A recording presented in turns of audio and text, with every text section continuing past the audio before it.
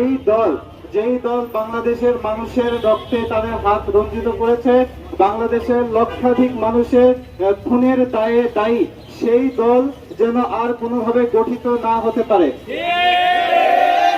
আমরা চাই এই ফ্যাসিস্ট দলকে রুখে দিতে। আমরা চাই, আমরা কোনো দলকে বিনা কারণে ব্যান করার পক্ষে না, কিন্তু কিন্তু কথা হচ্ছে যারা দোষ করেছে তাদের দোষের সাজা হওয়া চাই। যে হাসিনা তার নির্দেশে বাংলাদেশে এতগুলো মানুষ মারা গিয়েছে, এই 15 বছরের শাসনামলে আমরা তার বিচার চাই।